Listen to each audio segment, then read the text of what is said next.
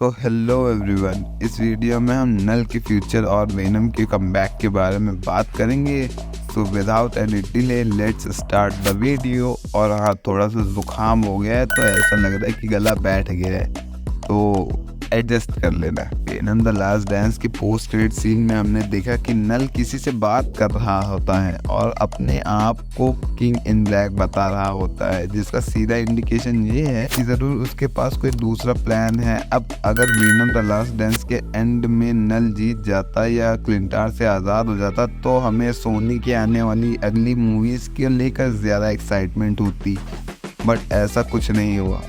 उल्टा और भी ज़्यादा कंफ्यूजिंग हो गया सब कुछ। नल अभी भी क्लिंटार पर कैद है और वेनम के मरने के बाद अब कोई कोडेक्स भी नहीं बचा जिससे वो आज़ाद हो सके। बट वेनम अभी पूरी तरह से मरा नहीं है। वेनम के दो टुकड़े अलग अलग यूनिवर्स में अभी भी जिंदा हैं, जहाँ से दो थ्योरीज निकल कर आ रही हैं, नल के आज़ाद होने और वेनम के वापस लौटने की। देखो, नल एक मल्टीवर्सल बीइंग है। वो मल्टीवर्स के बाहर एग्जिस्ट करता है और मल्टीवर्स में कहीं भी आने जाने की ताकत रखता है। इसलिए पहली थ्योरी निकल कर आती है स्पाइडरमैन सिम्बियोट कॉमिक्स से। हम सभी जानते हैं कि वेनम का एक टुकड़ा मार्वल की मेन टाइमलाइन 616 में गिर चुका है और वो आगे चलकर स्पाइडरमैन से बॉन्ड बनाएगा और नल को आज़ाद होने के लिए कोडेक्स चाहिए। कोडेक्स बेसिकली एक चाबी है जो सिम्बायोट के मरे हुए होस्ट से बॉन्ड बनाने के बाद बनती है। और अगर आप लोगों को याद हो तो वेनम के फर्स्ट पार्ट जब रियोट एडी को जान से मार देता है तब वेनम एडी से बॉन्ड बना लेता है, जिसकी वजह से कोडेक्स क्रिएट हो जाता है। मेकर्स ने बहुत ही स्मार्टली तरीके से कोडेक्स के क्रिएशन के पॉइंट मूवी में ऐड किए थे जिन पर किसी ने ध्यान ही नहीं दिया था। और कुछ रूमर्स की माने तो ऐसा बताया जा रहा है कि आने वाली स्पाइडरमैन 4 मूवी में हमें टॉम हॉलैंड के स्पाइडरमैन को मरता हुआ दिखाया जाएगा, जिसके बाद वेनम स्पाइडरमैन से बॉन्ड बनाएगा और एक बार फिर से कोडेक्स क्रिएट हो जाएगा, जिसके बाद नल अपने एक सिम्बायोट को भेजेगा वेनम को पकड़कर लाने के लिए। स्पाइडरमैन सिम्बायोट कॉमिक में हमें ऐसी सेव स्टोरी देखने को मिलती है, तो ऐसा हो सकता है कि फ्यूचर में आगे चलकर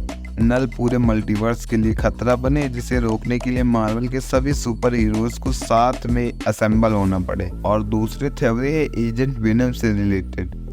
वेनम द लास्ट डांस के एंड में हम देखते हैं कि स्ट्रिकलैंड अपने सोल्जर को बचा रहा होता है। ये सोल्जर कोई और नहीं, फ्लैश थॉम्पसन होता है। इस कैरेक्टर को हम स्पाइडरमैन की मूवीज में पीटर पार्कर को बुली करते हुए देख चुके हैं। एजेंट वेनम को हम मार्वल के एनिमेशन प्रोजेक्ट्स में स्पाइडरमैन के साथ देख चुके हैं, बट लाइव एक्शन में उसे कभी नहीं दिखाया गया।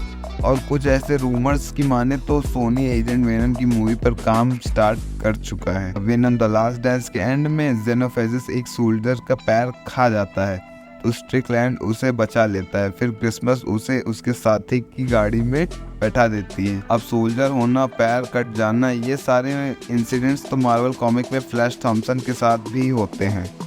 अमेजिंग स्पाइडरमैन इश्यू 574 में फ्लैश थॉम्पसन बताता है कि कैसे इराक वॉर के दौरान अपने साथी को बचाते वक्त उसने अपने पैर खो दिए थे, बट प्रोजेक्ट रीबर्थ 2.0 में फ्लैश थॉम्पसन को बॉन्ड कराया जाता है वेनम के टुकड़े के साथ, जिसके बाद उसके पैर वापस आ जाते हैं और उसे नाम मिलता है एजेंट वेनम।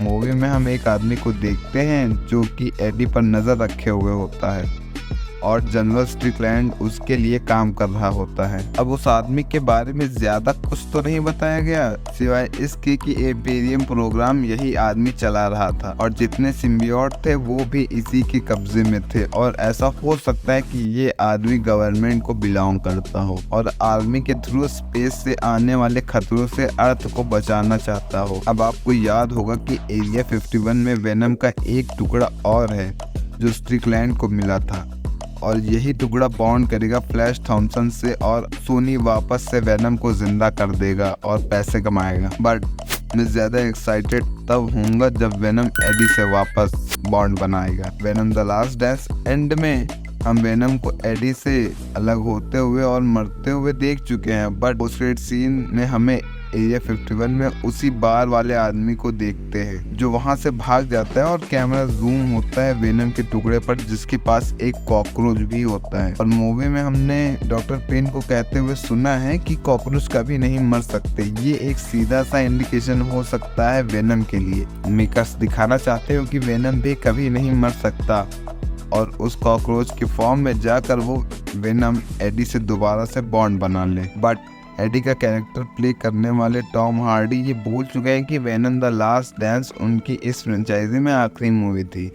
तो अगर वो वापस ना आए फिर भी वेनम को वापस लाया जा सकता है और नल के आज़ाद होकर अर्थ पर आने की स्टोरी दिखाई जा सकती है। बट अगर टॉम हार्डी एडी के रोल में वापस आ जाते हैं तो ये बेस्ट होगा क्योंकि वेनम को उनके अलावा किसी और से बॉन्ड होता मैं नहीं देख पाऊंगा। सो आई होप कि टॉम हार्डी वापस आ जाए। होप सो आप लोगों को वीडियो पसंद आया होगा। आया हो तो लाइक करना और चैनल को सब्सक्राइब करना मत भूलना। जल्दी मिलेंगे अगली वीडियो में, तब तक के लिए बाय बाय।